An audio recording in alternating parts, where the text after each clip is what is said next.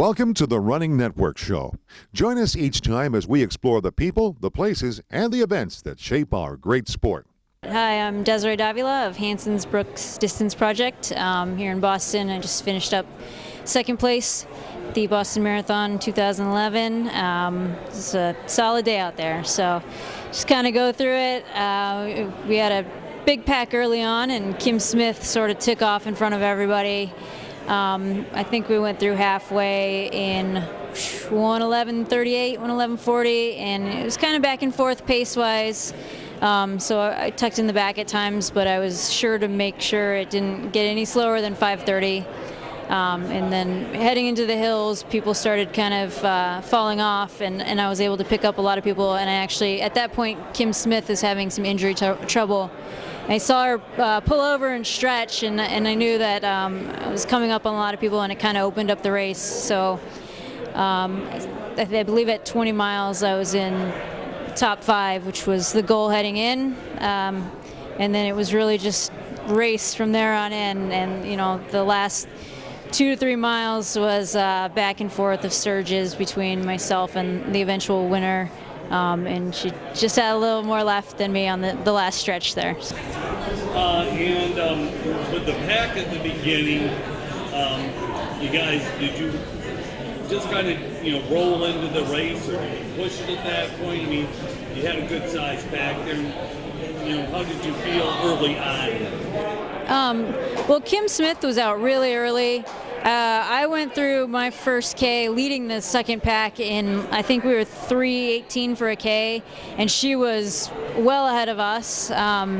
And that was, that was plenty quick for me. In fact, I backed it off a little bit. So I was just right on pace for the first half, 5:30s, and there would be times where the crowd would get real loud, and the group would just take off, and I would get dropped like in a heartbeat as soon as they got that energy from the crowd.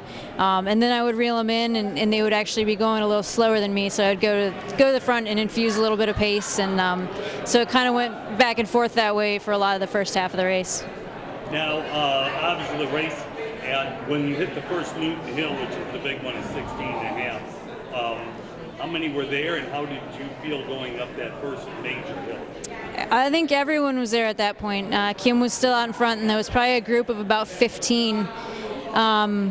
The big downhill leading into the first hill just kind of broke things wide open. I think I was 5:15 on that mile, and they were about 10-15 seconds ahead of me.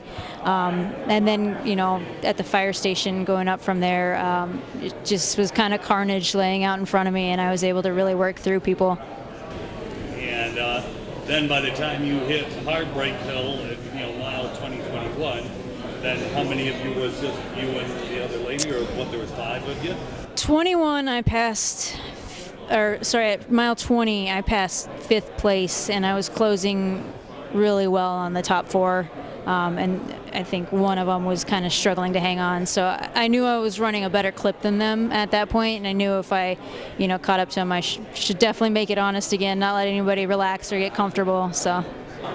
And then once you crossed the hill at Boston College there in Heartbreak Hill, did you pick up a little bit, or did you still keep those 5:30 miles going? At that point, it was kind of game on. I think we were in the 5 teens for a couple miles in there, and the crowd right there was just out of control. There's so much energy, and that's when you want to race, and you kind of throw splits out the window and just go after it. So it wasn't really looking too close, but I know we were running quick.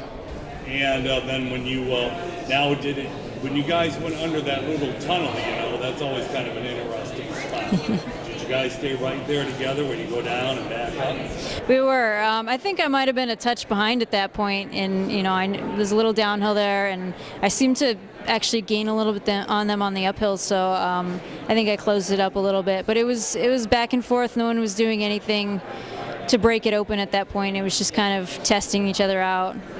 Then as you came down Boylston, you had a little bit of a lead, right? I think so. I think coming off the turn, I had a tiny lead, but it was a big spurt to get that little lead, and so I think it kind of caught up to me. So where did she pass? How far from the finish? 100 meters, 200 meters? Probably about 100. No, maybe 200. So 200 meters.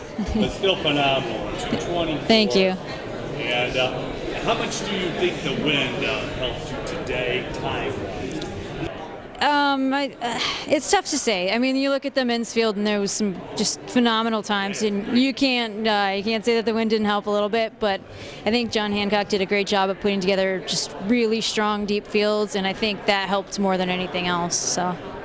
Well, you got to be feeling great after this. Do you have anything to say to people in Michigan or anything? Thanks for all your continued support, and everyone who cheers for our team, and it's been great. So I feel like I'm at home when I'm in Michigan now.